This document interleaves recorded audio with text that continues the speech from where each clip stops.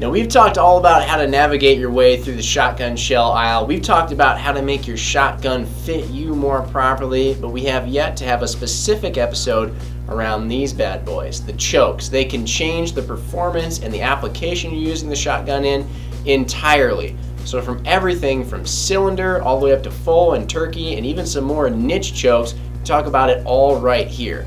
As usual, if you have any questions, drop them in the comments below, and also let us know what your favorite all-around and most used choke in your shotgun is. We'd love to hear it. Thanks, guys.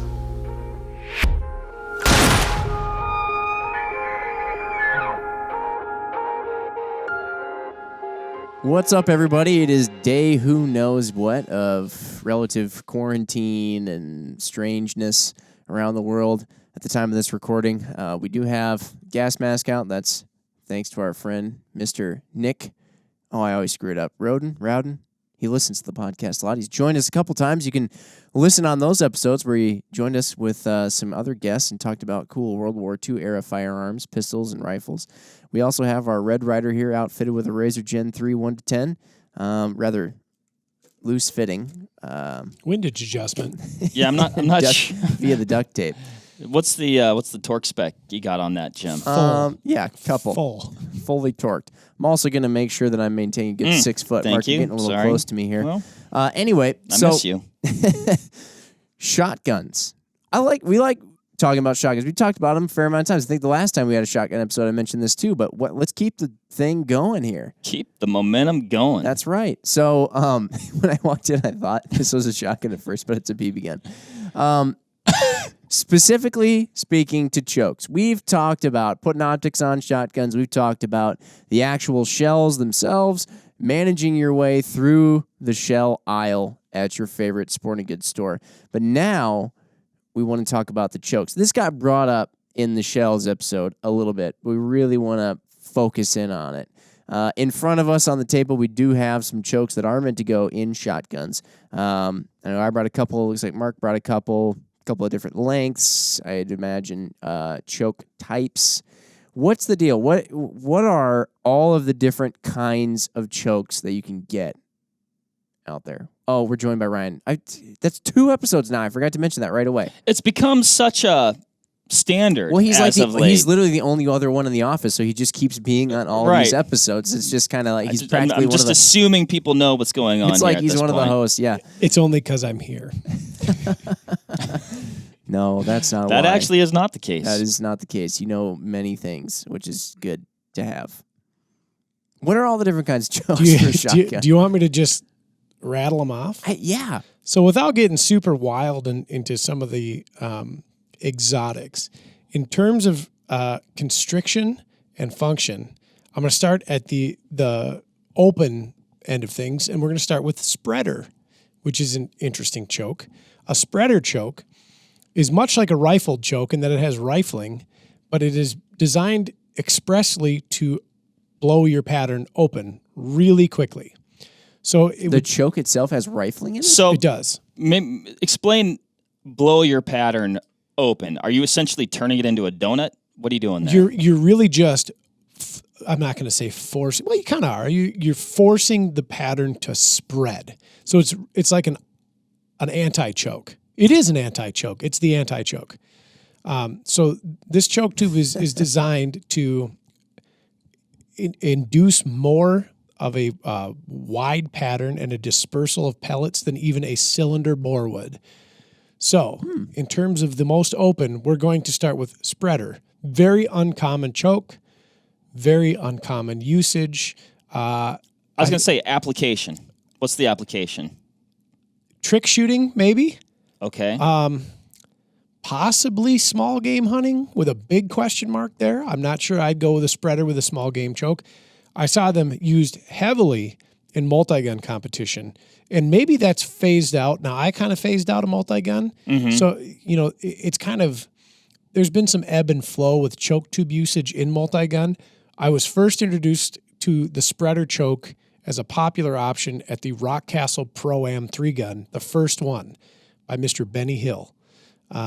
He had a spreader choke on his 21-inch Benelli, and he was demonstrating its prowess On Because it could just knock over every target with one shot. uh, Boom, whole stage is down. more one so- shot, no reloading. it was a static array of clay pigeons, and I can't remember if it was 6 or 7. And he said that the spreader choke was especially useful when you were going fast and taking chances. So he was clearing. I like the sounds of it. Hey, Benny's a legend. He was clearing this array of clays in a demonstration to the AMs at the Pro-Am with the spreader. So it spreads the choke. If you look through it, it's got swirly stuff, just like a rifle barrel is. Yeah. So That's pretty interesting. Pretty neat. From spreader, we would then go cylinder. Which is just straight. Yep. So it's supposed to be just a bore diameter, no choke. I would suppose it would depend on the particular shotgun's bore diameter to be like truly classified as a quote cylinder choke. So if you were shooting skeet or you were shooting close range target, small game or whatever, cylinder would be a fine option. Then there's Can I ask a question? yes. So a cylinder, like what denotes it when you're looking at the choke? You've got your hash marks. Like a full would be like one kind of notch cut out. What would a cylinder be? So it'd be 5. 5. I believe 5. Okay. Oh, wait, are you talking about these little tiny Yeah. groove cuts at the end Yeah. of the choke where you put your little tool in to tighten it? And that's not necessarily synonymous across manufacturers. It's not. Interesting. Yeah. Okay. I think it's a Dang. pretty widely accepted means of denoting choke, but not all of them have it. Okay. From cylinder is improved cylinder. Now that I think about it, I think improved cylinder is actually 5. I think cylinder may be nothing or 6. Look at your choke. It should say CYL if it's cylinder. Yes. So from improved cylinder, we have a minor constriction at that point. So again, it's a great choke for small game. When I shoot a lot of skeet, I shoot a lot of improved cylinder. Okay. And then we would go down to light mod, which is right between improved cylinder and modified. So I think if you were to buy pretty much any modern shotgun, if you got more than one choke, usually you'd get 3: improved cylinder, modified, and full. And then some manufacturers will begin to include additionals on either side of that. So we go, cylinder, improved cylinder, light modified, modified. So light modified offers a slight constriction advantage over improved cylinder. So you're getting a potentially denser pattern than you would with a improved cylinder, but slightly less than a modified. So another good small game choke, another one I shoot quite a bit in skeet. And then we would go to modified, which would be slightly more constricted yet. This is a pretty universal choke. It's probably the most universal choke is modified. Okay.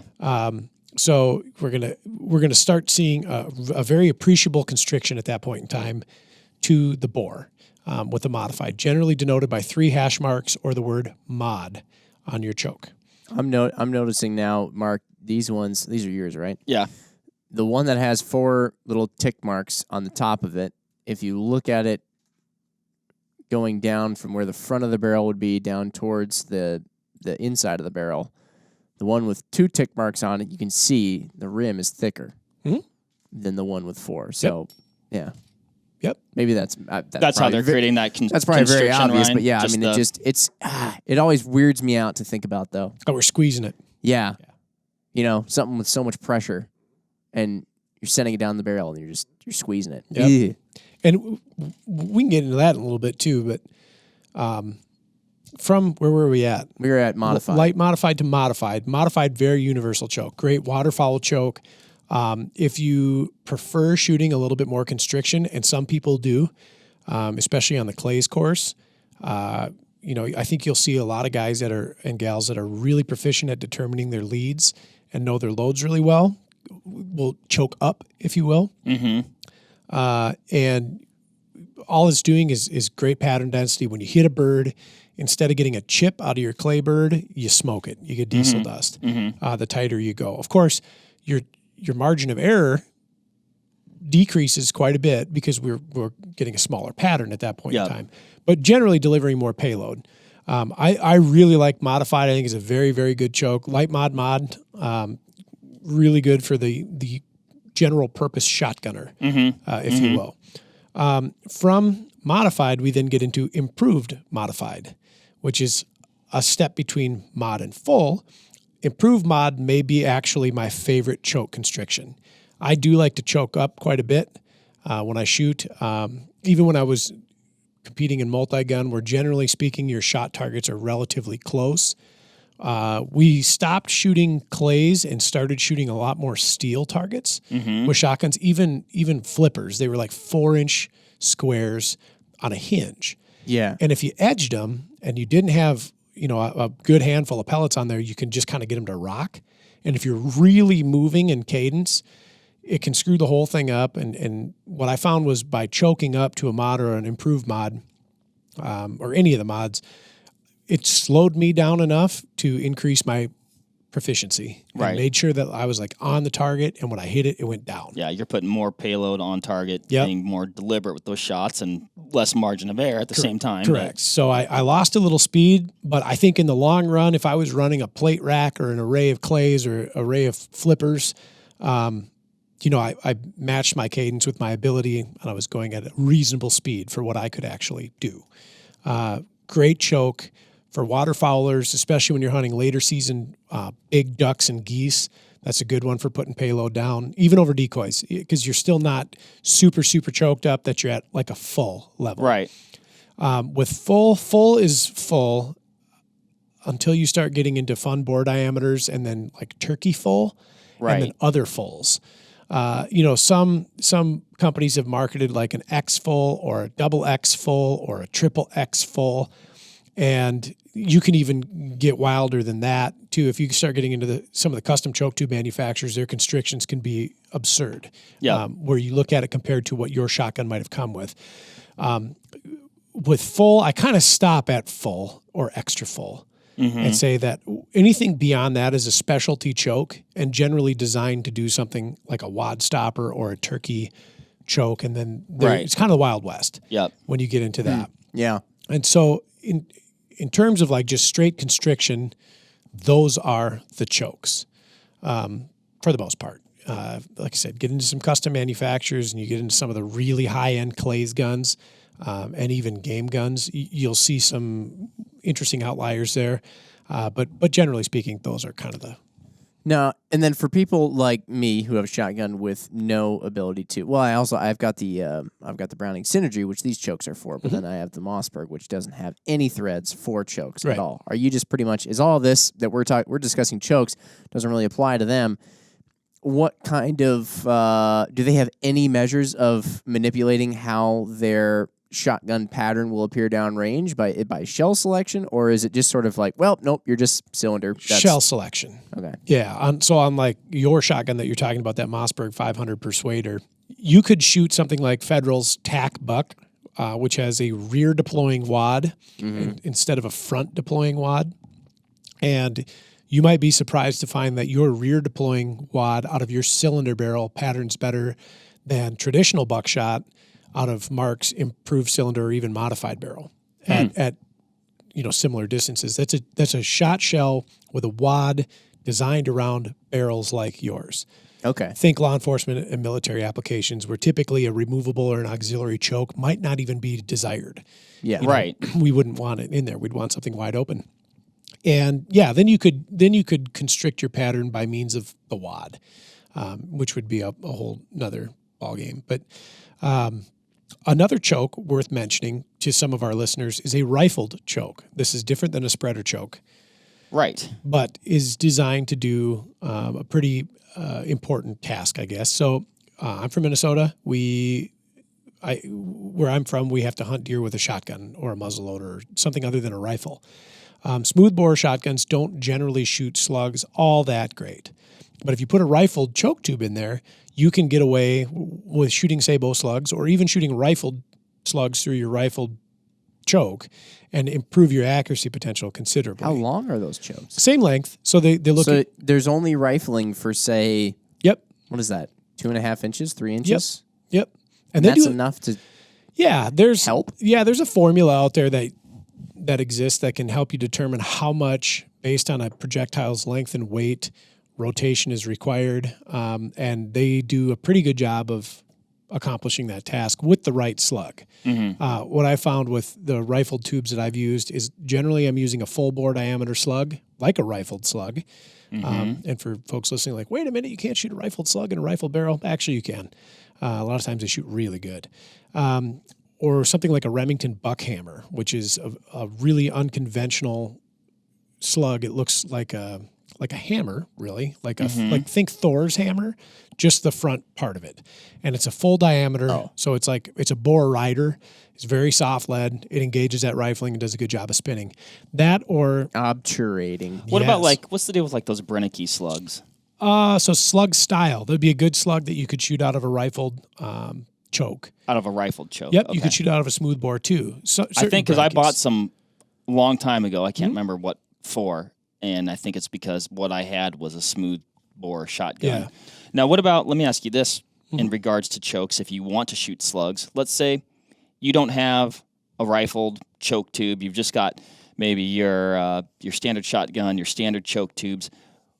Which regular choke would you want to choose to shoot a slug? Great question. And one that is, I hope nobody falls off their chair, sometimes more constriction than you might think. Really? Yep. I don't recommend shooting rifled slugs out of a full choke, but I do have some smoothbore guns that I've shot that shoot better out of a modified than they do an improved cylinder. Okay. And What's it like when you're sitting there telling yourself or pondering to yourself, I wonder if I can shoot a slug out? What's that like? When we were doing the reloading podcast and we talked about like tying the string to the trigger and pulling it, a little bit like that, but not quite. Okay, yeah. So what would be a safe recommendation then? Start with improved cylinder. Okay. Yep. And, depending on the slug that you're shooting, you could try choking up a little bit and see if that helps. What's the worst case scenario that's going to happen if you accidentally choke up too much? You could banana peel your barrel. Okay, cool. So don't try and go up too Trying much. not to do that. You got to figure out, how did you arrive to the point where you're like, yeah, I'm not going to go any more than this? Part of it was Fear. confidence of youth and fear. Yeah. Okay. The confidence of youth and fear. Before auxiliary choke tubes were a thing, most shotguns had fixed bores. So like I've got a Remington, a 1970s vintage Wingmaster, and I have a cylinder barrel, a modified barrel, and a full barrel. The whole barrel. The whole barrel, yeah. Well, it's just the end. It's the end is choked appropriately. Well, right, but you have to switch out the entire Correct. barrel in order to change Yep. that. Yeah. And a lot of guns, like we'll just pick on the Browning Auto 5 or the Remington Model 11, things like that. They had fixed barrels too for a long time. And, we have to remember that at the time, somebody may have been able to afford a single shotgun in their entire life. And if they lived in an area like where I'm from and the only means to hunt deer were either archery equipment or your Auto 5 or your Model 11 or your 870, whatever you had. And if it had a fixed full barrel, I will assure you that there have been hundreds and hundreds and hundreds of slugs successfully fired from full choke fixed barrels and potentially with a great deal of accuracy considering that they're a smoothbore gun. Right.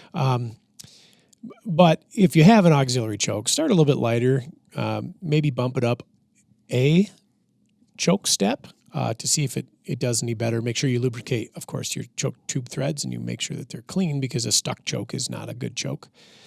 Yeah, I know a lot of people with stuck chokes. Yep. And that's just because, so if you don't lubricate, it just rusts in there, right? Pretty much, yeah. They're not a super tight seal. If you're out using your shotgun in the duck blind and you're introducing it to some inclement weather, you might have a situation. Mark is currently checking his chokes for rust.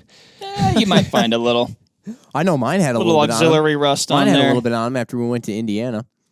Tried hunting some turkeys around there. Yep.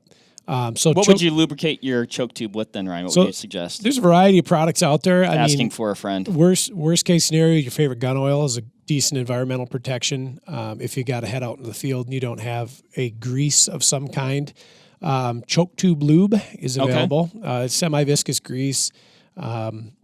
Just enough to get on the threads. I actually like to coat the under threaded portion of my choke tubes as well because there's generally an air gap or if only very subtle between that surface and then the inside of the barrel. It's usually not like Oh, right. Mhm. Yeah, so I like to put a little grease on there. Otherwise, I also use silver grade anti-seize. Tin Man. Yeah, I was going to say, if you've ever seen the meme of the Tin Man after you open a thing of silver grade anti-seize, that works really good too. Anything that's got some level of environmental protection and then a lubricating property to it is a good thing to do. And choke tubes, you should maintain them. I'm not saying that if you're a sporting clays or a skeet shooter, you need to go out and change or clean your choke tubes after every outing. But if you do any degree of changing chokes, like on the sporting clays course, it's worth at least lubricating them and then every so often brushing out those threads. Now I'm holding one choke in my hand now at 2. Mm-hmm. The silver one here is kind of more the kind that dips down and winds up when you fully seat it. It sits flush with the end of the barrel. Exactly what this it's called, one, flush tube. Flush tube. Okay, This one sticks out from the end of the barrel. Extended. I thought this one looked cool. They do. The extended one, so I just went with it. Yep. But is there advantages to flush versus extended, or disadvantages, or the extended tubes are very nice if you like to change your chokes. So because you can just get in there with your Correct. fingers, pretty Yep. much. Is that all the tight that you need to tighten them down, like finger tight? Depending on use, yeah.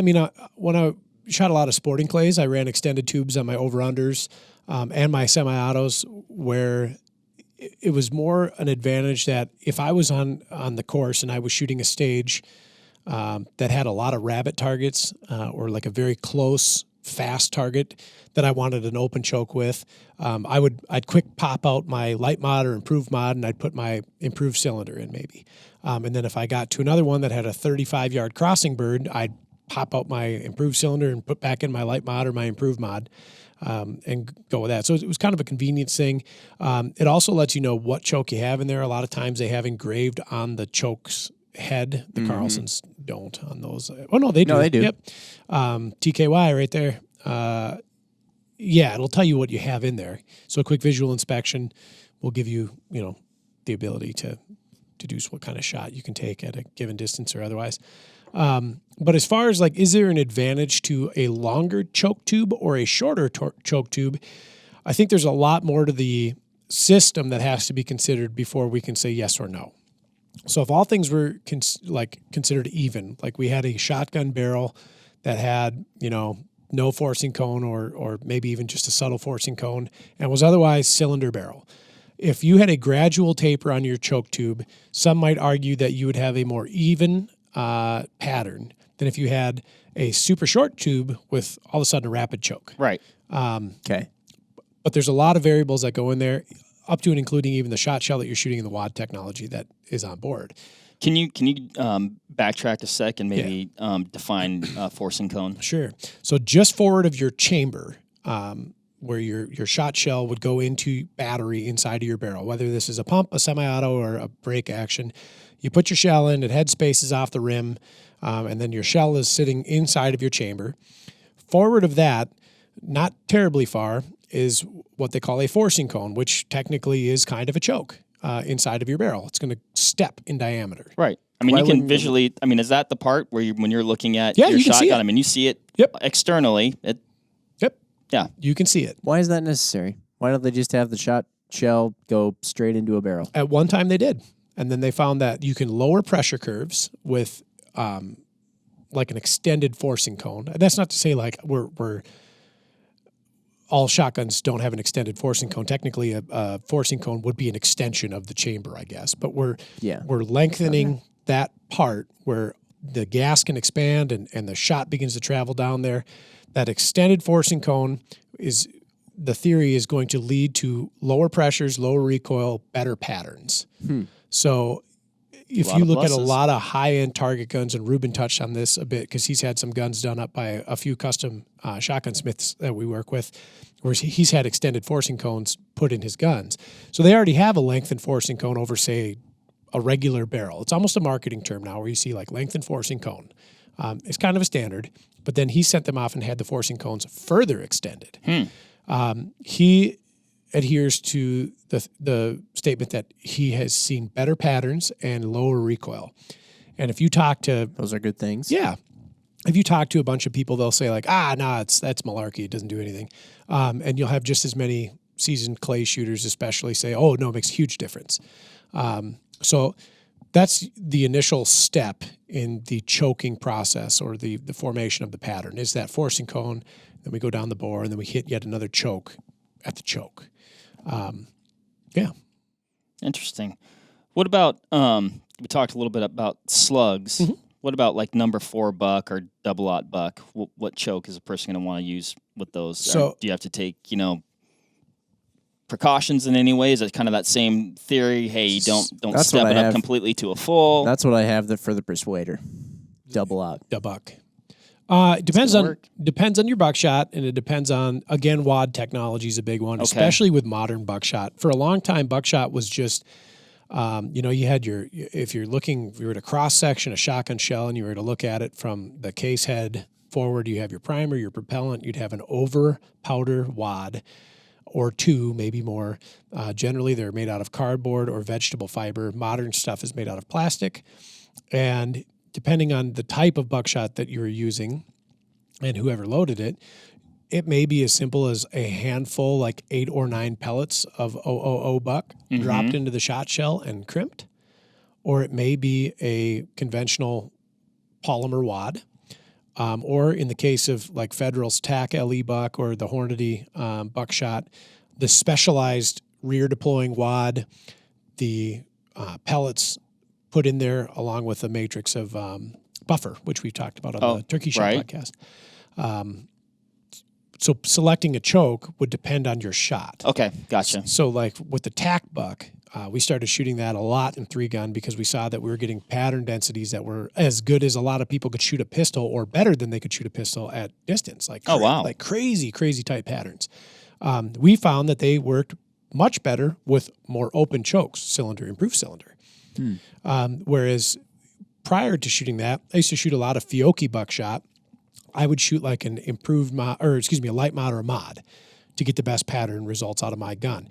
Now, we've talked about shotguns kind of being just a step above crude, even the very technologically advanced shotguns, and everyone seems to be a little bit different. Certain gun makers, you see different things on the patterning board than others, and it's something where if you're going to dedicate to buckshot for your gun, unless you're looking at that Federal and Hornady buckshot, which is it's different. It's just different stuff.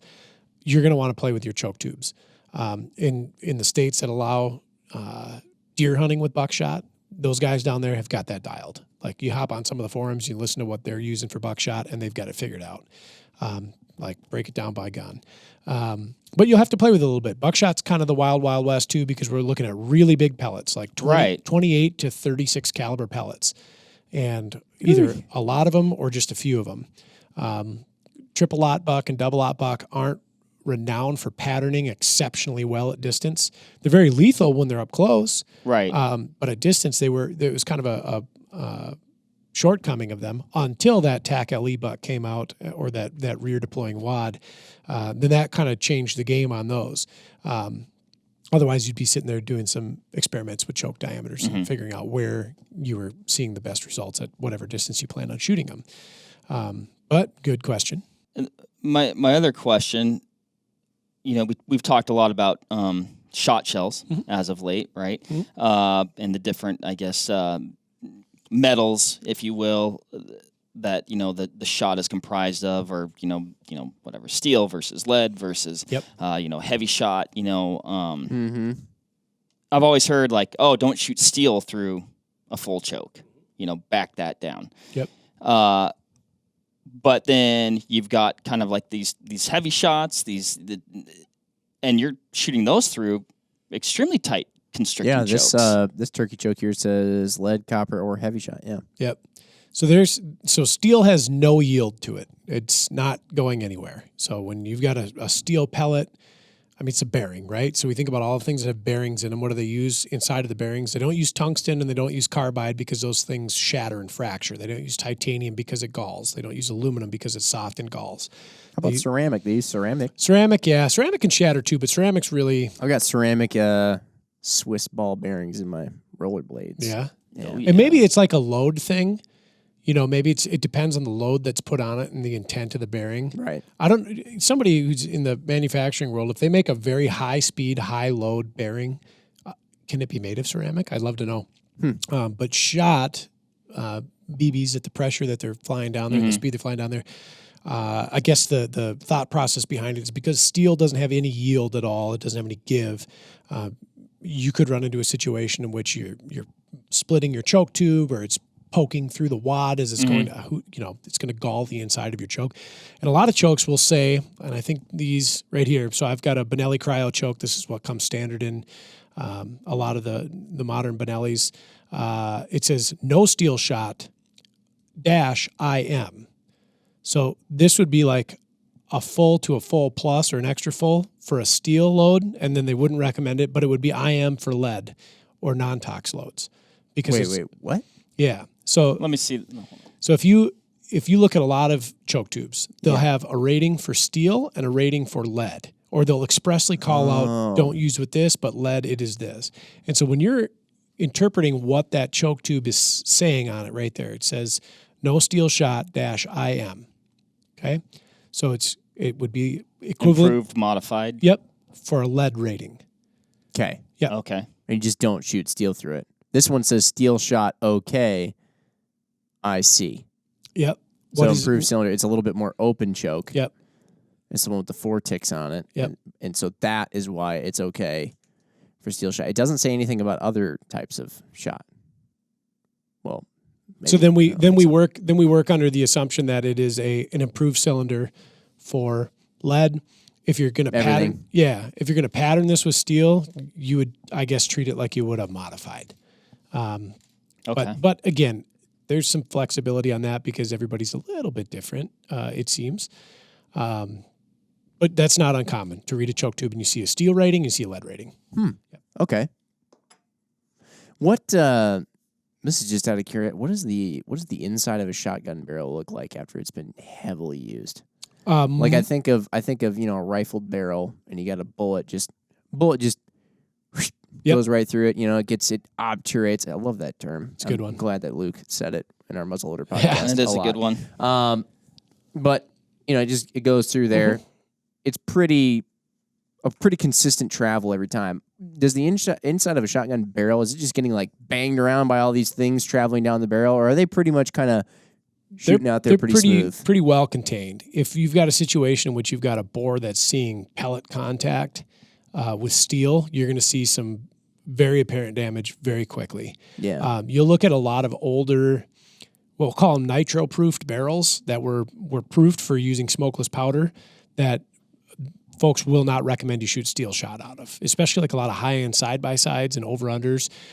Pre-1960-ish, a lot of the older guns out of Germany and France and Spain and Italy, a lot of folks and the UK will poo-poo the use of steel shot out of them because the barrel steel is potentially softer, right? Maybe.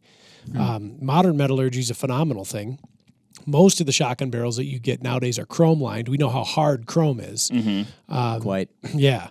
And so it's okay to do it. You really probably won't see any galling on the inside of your shotgun's bore. What you do see is you can get pitting from weather, rust in there. So, okay, right. Yeah. Yep. If you get pitting, then you're pretty quickly going to get plastic buildup from the wads. If that goes on, it makes it unsmooth. Correct. Yep. So we're literally scraping plastic off the wad every time it goes there, and you'll see that on chrome line barrels too. And even if, like, you've got a Browning Synergy, really nice barrel steel on them, great polished bores. If you were to clean it right now with like a Tyco tool or a swab or whatever, and you were to look down there, you'd see some streaks, and those streaks are undoubtedly wad material. Or wad deposit on there. Okay. So they make special brushes that'll brush out wad. They make some wad dissolvers. I don't know that they work that good. The best thing that I found for wads is like a phosphor bronze brush or something along those lines, or like a hard plastic bristle brush to kind of knock down those deposits. If you did a lot of clay shooting especially, wad deposit can eventually start changing the characteristics of your shotgun on the patterning board too. and the guys and gals that do it like on a professional level or Olympic level, that they'd be able to lend a lot more information as to how severe it can get. Like, are we getting terrible patterns, or are we just seeing a subtle pattern change? So shotguns are quite a bit different from rifles in that regard, where it is important to sort of clean the bore on a relatively frequent basis. And I shouldn't say it's not important on rifles. I think the thing with rifles is that a lot of people will shoot it and they never clean the barrel. And then some people shoot it and they do clean the barrel, but if they do clean it, then they should keep up a pretty steady maintenance schedule. Isn't that how it goes? Yeah, maybe. It's like, well, if you're going to be the person who cleans a lot, you better make sure you're consistently cleaning it a lot. And you don't kind of like, sometimes I clean it and sometimes I don't. Yeah. It's like Ian said when you guys were talking about barrel breaking. He said like a big hard maybe on there. His break-in period is very different than I think what a lot of quote barrel break-in periods are, or systems or styles. Or, his was like max 20 rounds, depending on whether it was like super custom handmade or not. Right. And I think a bigger thing to keep in mind is like, what are you exposing your firearm to? Like, so I tape my muzzles when I go out big game hunting. Right. And you can trap moisture and dirt in there if you do that. And if you take it out and you're in the rain and you don't have a tape muzzle and you get moisture in there and then dirt in there, like then you have a potential for a rusted bore, possibly. Like our rifles down on our test range, we don't clean the bores on them, but they're also humidity controlled and temperature controlled. And their barrels look relatively, if not very clean, even though they see thousands of rounds. We don't have fouling, or no, I shouldn't say fouling, but like corrosion in the bore. But because we have a very temperature controlled environment, we're at about 55 degrees relative humidity in there. And so it doesn't have the opportunity to rust. If we were taking them outside and running around, in the rain and the dirt and the mud, maybe. I have a brutally not well taken care of Ruger American that I've had for a few years. I did Cerakote the outside of the barrel to avoid some rust, but I haven't done a single thing. It's been outside a lot. Does it shoot good? Shoots good. Yeah. So what? That's where you get a table of fellas and gunsmiths and barrel makers around, and everybody argues. and that's all it is. With shotguns, though, it's a big hole at the end of your barrel, right? It's a large diameter hole. It's almost 3/4 of an inch on some gauges, and just over a half inch on others. There's a really big opportunity for crud to get in there, especially if you're waterfowling. Like I think about some of the places that I've gone with my duck gun, and the water is literally in the name. Yes. Oh man. You get cattail debris in there. You get all sorts of crud, and you can corrode a bore pretty easily if you're not, taking care of it. The good news is that because there's no swirly stuff in there, there's no rifling. The cleaning of a shotgun barrel is pretty straightforward. Right. They make a device called a Tyco tool, which is it looks like an extendable broom handle that's wrapped in fuzzy stuff. Some of them even have scrubbies in them, and fuzzy stuff and scrubbies. Okay, that's what I look for. That's all you got to look for. Fuzzy scrubbies. Stuff and scrubbies. All you do is you put your favorite solvent or cleaner or protectant on there, a couple passes down the barrel, and usually that does it. When I shot a lot of clays and some of the shooters that were out there that were very, very, very good, like high-ranking, high-scoring clay shooters, in their case, when they got done with their, night of sporting clays, is generally in the summer. We're sweating. We're getting, sweat all over our shotgun. They would take their gun apart, fore end off if they were shooting a break action, take the barrels off of the receiver. They'd wipe it down on the exterior with their favorite oil, and then they'd run their Tyco tool down the barrel, and they put their gun away, and then that would be the end of it. Like, there's their gun is cleaned. Next time they come out, it's good to go. Field guns I treat a little bit different. Like I do a fair amount of grouse hunting. So if I'm out in the woods and it's like snowing or it's cold or it's frosty, I pop my choke tubes out. I wipe them all down. I wipe the exterior. I Tyco the bores, put it away. My gun's good to go. Do you do that with? Very responsible. Speaking of chokes, do you do that with the choke in, or do you take the choke out before you do all that? With the Tyco, I actually do it with the chokes in. Because you have your chokes already lubed up. Yes. So that's not really a huge concern. Yeah. Okay. The reason I do that is those threads.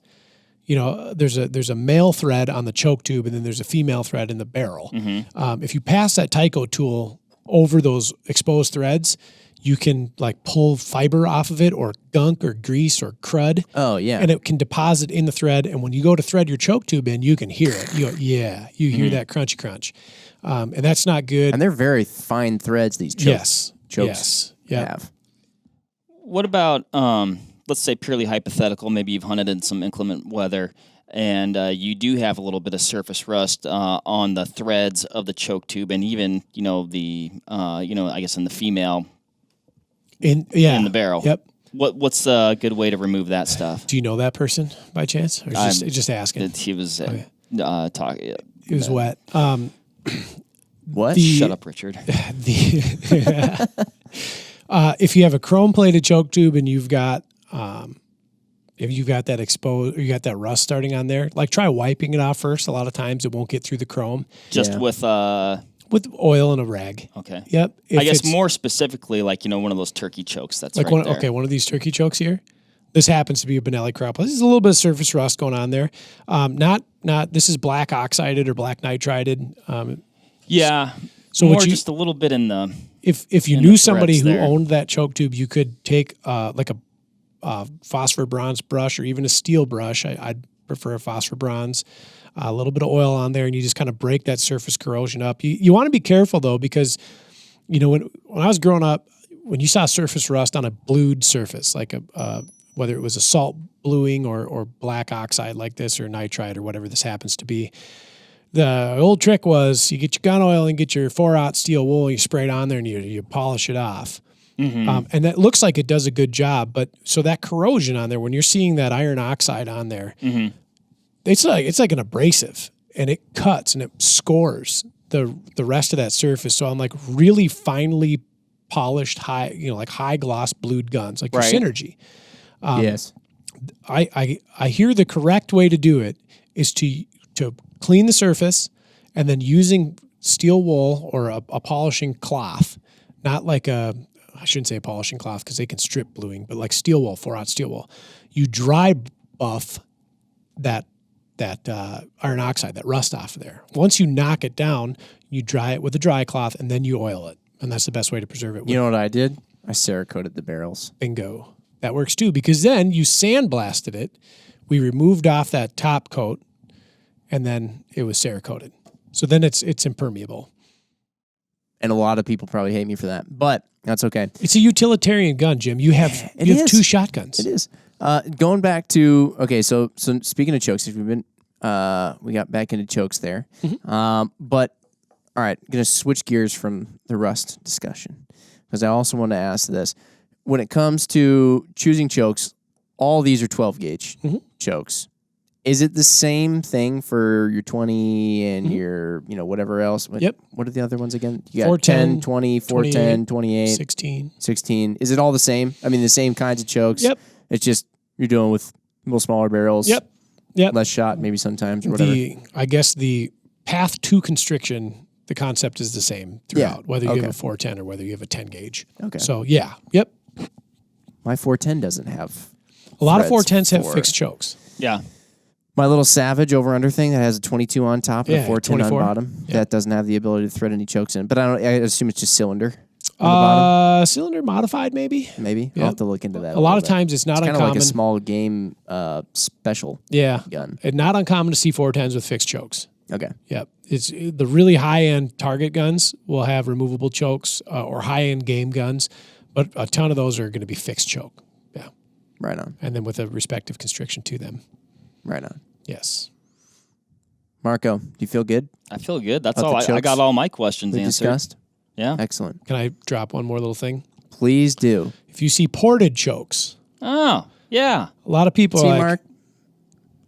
A lot of people. I own a ported choke. Mark's trying to get us to hard stop. One of my turkey chokes is a ported choke. Is a ported choke. Yeah. I would love to. I'd love to keep this discussion going. The first ported choke I ever saw was on a guy I used to lease his ground to goose hunt, and he had a ported choke in his Beretta. And he also had the first camouflage gun I ever saw. That's so fancy. Yeah, and it was like brushed. Beretta, ported choke. Yeah, it was like brushed stainless ported choke. And he was like, "Oh, I'm telling you, it cuts the recoil in half." And so from much of my young life, I was like, "Oh, I got to get one of them ported chokes." because you don't have any recoil on your shotgun. It's like a muzzle brake on a rifle, right? Mm-hmm. Not really. A lot of times, if you look at them, the ports are the wrong direction. So I was going to say, how do you guarantee that it lines up right with your shotgun? yeah, it doesn't. Okay. So there's regular porting and then there's directional porting. And if we speak to directional porting, so we'll go to radial porting first. So you've got your tube, it's a cylinder, right? And you just drill holes in it. Yeah. Okay. Radial porting, when done correctly, could theoretically reduce recoil, muzzle rise. It would depend on pressure levels. There's a whole lot of stuff going in there. There's some shotgun manufacturers, and Mossberg did this for a long time. They put porting on the top of the barrel to reduce muzzle rise, and it's very subjective. Some people say it works, some people say it doesn't. I generally subscribe to it. Probably maybe makes a difference. Maybe the radial chokes on a choke tube, what I've come to learn is that the pressures that a shotgun is operating at are low enough that any advantage to porting on a choke may not be perceptible. Got it. Where we start to see them working really, really well and really hard is when you start pushing hard loads through them, like high velocity, higher pressure loads. Yeah. And then they do. You'll see this on the multi-gun competitors. Like Adam and Ruben both shoot the Kalashnikov style shotguns. Yeah. Where they have a choking, or not a choking system, a comp system on a relatively short barrel, and all those guys run pretty high test loads for what it is. And they say you got to turn it up to 11, and then you start seeing a difference with that on there, with those Interesting. ports. So yes, they can work if they're done properly and they're not aesthetic. So it's not like the big wing on your front wheel drive car. It's if they're done right and they're not aesthetic, they do work. If they're backwards ports, meaning they drilled the port in from an angle opening forward, if we think about how like a muzzle brake would work, that is working the opposite. Would that increase the recoil? Yeah. And that's the funny part. And a lot of those are directional ports, but interestingly enough, the wrong direction. So let me. Is that louder for your friends and more punishment for you? Is that what we're talking there? Yeah, I think you really get the worst, best of worst worlds.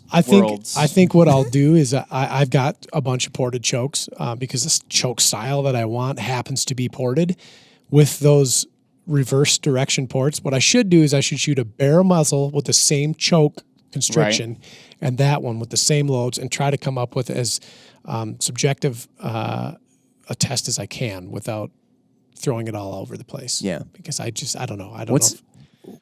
What's an example of some really hot load to activate one of these? Remington's hypersonic. Hypersonic. Yeah. Or like that. or like a the Sounds fast. max dram equivalent sporting clays shotgun loads that are like 1350 feet per second with like an ounce and an eighth payload. Like they're sporty. So max dram equivalent or a plus dram equivalent, whatever that particular shell manufacturer might be marketing at that time. And then they could work. If they have a high enough pressure, they could certainly do some stabilizing, if you will. I like it. Yeah. Interesting. Ryan, once again, thank you for your Yes, sir. infinite encyclopedia-like knowledge of everything. It's like an egg. game. All we got to do is start the podcast, crack it open, and then all that wonderful yolky knowledge spills Just out oozes all over out us. everywhere. Mm-hmm. I'm covered in it. Covered in it. Cool. Awesome. Weird visual. That Yeah, we sorry, gave all of you. everybody. Enjoy. Yes. Anything else you like hearing about shotguns? Definitely let us know. Hit us up at Vortex Nation Podcast on Instagram. Do all that stuff. Call into us. 1-800-426-0048, extension 5. You might even get Ryan. And you can talk to him about whatever you want. Anything, literally. Okay. Mark, I know you got to get going. All right. Thanks, everybody. Thanks, Bye. everybody. Bye. See ya. All right, that'll wrap it up for this episode of the Vortex Nation podcast. Thanks, everybody, for listening. Hit that subscribe button so you can always stay up to date on the latest happenings over here at the Vortex Nation podcast. You can also follow us on Instagram at Vortex Nation Podcast. Again, everybody, thanks, and happy hunting and shooting. We appreciate it. Have a good one.